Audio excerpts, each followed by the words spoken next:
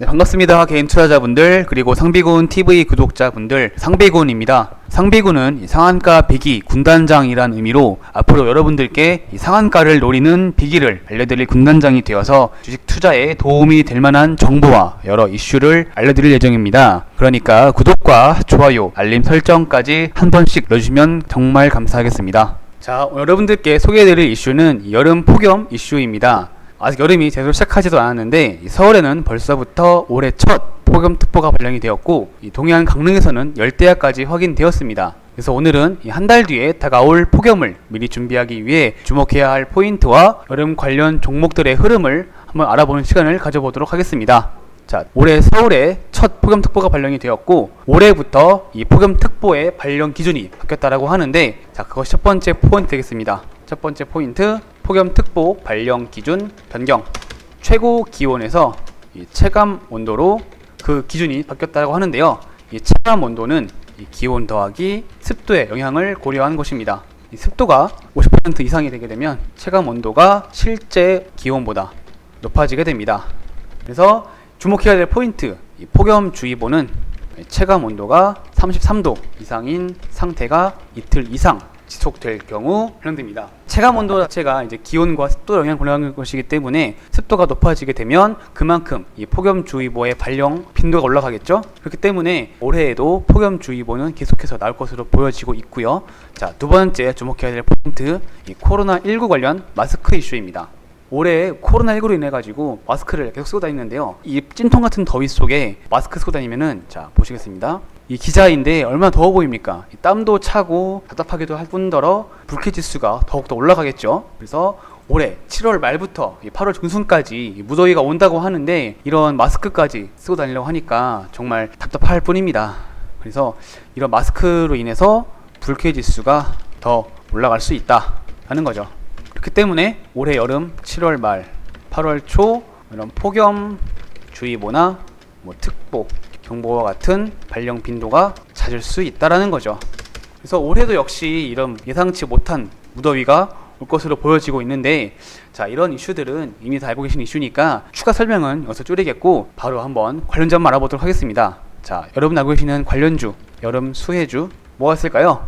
자, 이 테마들은, 여름 테마는 워낙 유명한 테마고 계절 따라서 거저 먹는 테마라서 웬만한 분들은 거의 다 아실 거라 생각됩니다. 저는 그래서 총 3종목을 가지고 왔고요. 하나하나 뜯어보도록 하겠습니다. 자, 첫 번째로는 작년 여름에 핫했던 파세코를 꼽을 수 있겠는데요. 파세코 한번 기사 보도록 하겠습니다. 자, 이 파세코는 생활가전업체인데 예전에 히터 판매로 유명했던 회사여서 겨울 테마로도 엮였던 회사였습니다. 작년에는 이 창문형 에어컨의 인기로 인해서 여름 테마주로 잘 잡았었는데, 자, 창문형 에어컨 보겠습니다. 창문형 에어컨 이렇게 나와 있는데 실외기도 필요 없다라고 하고 있고요. 그래서 이 창문형 에어컨이 이 출시 1년 만에 이 10만 대를 판매하는 히트를 쳐내면서 2020년형 창문형 에어컨도 선풍적인 인기를 끌고 있다고 합니다. 그리고 이 파세코의 선풍기도 선풍적인 인기를 끌고 있고요. 저희 상비군 TV도 선풍적인 인기를 끌었으면 좋겠습니다. 그러니까 구독입니다. 네, 바로 기사 보겠습니다. 창문형 에어컨으로 인해서 이 틈새 수요를 찾아낸 중소기업 나와 있는데 바로 파세코입니다. 기사 보시게 되면, 자, 실외기와 설치 기사가 필요 없이, 방문 필요 없이 손쉽게 설치가 가능한 에어컨이고, 자, 최근에 1인 가구와 코로나로 인한 비대면 언택트 소비 트렌드로 인해서 최근에 주문량이 폭증하고 있다고 합니다. 보시는 바와 같이 1인 가구를 비롯한 세입자 수요가 늘어나고 있고, 이 코로나19 관련해서 언택트 소비가 늘고 있다고 합니다. 그래서 이렇게 올라왔다라는 기사가 나와 있고요. 차트 보시게 되면 오늘 더위가 주춤하면서, 자, 21선을 깨는 흐름이 나와 주었는데, 나오면서 단기 조정에 들어간 모습인데, 자, 일봉상 보면 이렇게 안 좋지만 30분 봉상 한번 보겠습니다. 30분 봉상 보게 되면 16,000원 초반대 지지를 보여주는 자리로 이렇게 보여지고 있고요. 신규 매수하시는 분들은 이제 분할로 매수하시면 좋을 것 같은 자리라 보여지고 있고, 내일 시장 흐름에 따라서 16,000원 초반대를 지지해 주거나 아니면 이렇게 15,000원대까지 내려올 수도 있다라고 볼 수 있겠는데, 주요 가격대를 이렇게 지켜주고 있는 자리라서 한 달 정도 이렇게 분할로 매수하시다 보면은 한 달 뒤에 7월 말에서 8월 초 사이에서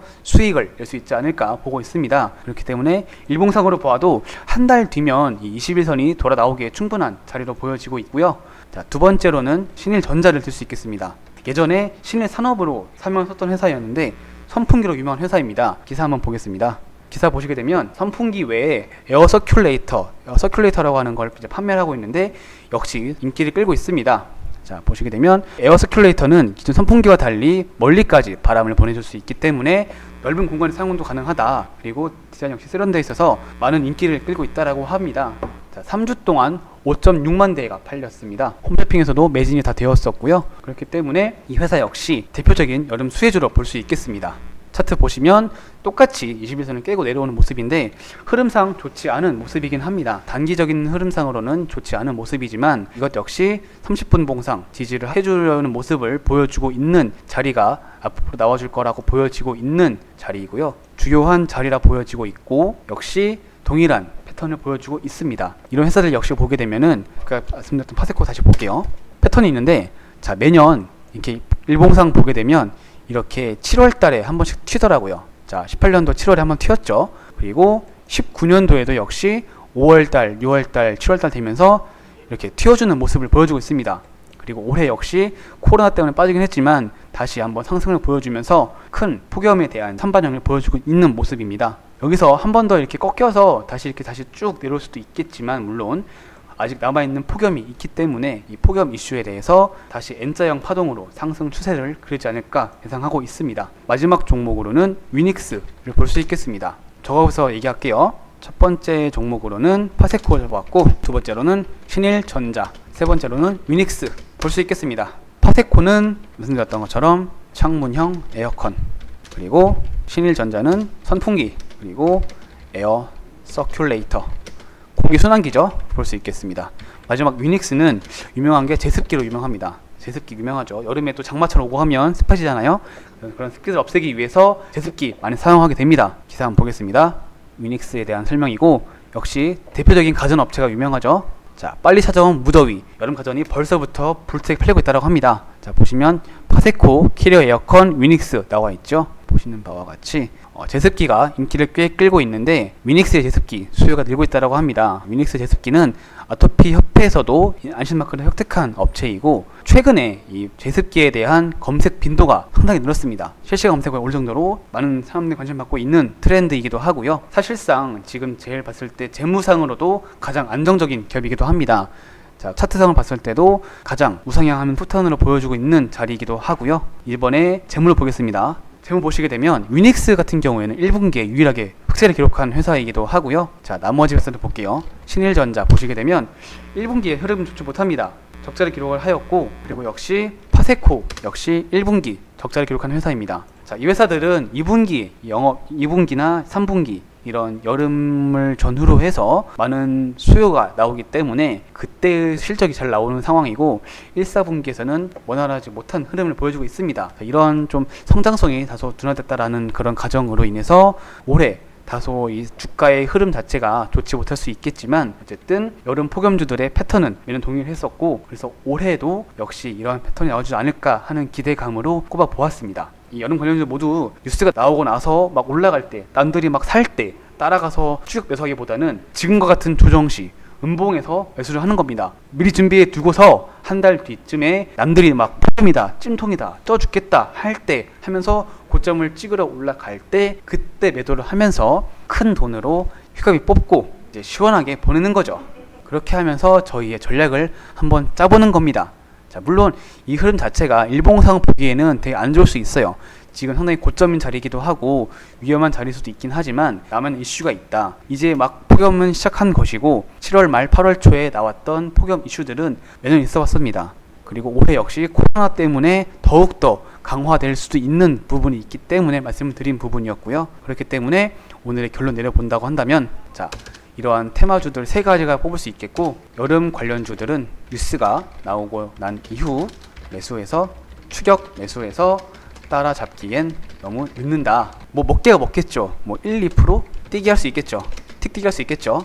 하지만 저희는 그렇게 먹을 게 아니죠. 자, 미리 한 달 남았습니다. 이제 한 달 전에 이런 음봉 자리에서 미리 선취매를 끝낸 뒤 남들이 뉴스에 환호하며 따라 붙기 시작할 때 그때 고점입니다. 그때가 최고점이라는 거죠.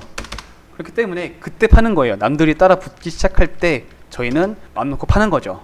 그래서 안심하고 팔 수 있는 시간을 가져라 하는 겁니다. 그래서 한 달 이상 짧게 볼 수 있는 기간이기도 하니까 지금 구간부터 분할로 꾸준히 매수한다면은 분명히 좋은 결과 있지 않을까 싶습니다. 자, 그래서 이렇게 저는 저의 생각을 마치도록 하겠고요. 오늘 영상이 도움이 되었다면은 좋아요와 구독 한 번씩 눌러주시고, 궁금하거나 또 알고 싶은 내용이 있다 하시면은 댓글 좀 달아주세요. 댓글 남겨주시면 저희가 다음 영상 찍을 때 반영할 거니까 좀 더 알고 싶은 내용이 있다 하시면은 댓글로 남겨주시면 저희가 참고해가지고 반영하도록 하겠습니다. 여러분들의 성공 투자를 기원하면서 오늘의 영상 마치도록 하겠습니다. 네, 감사합니다.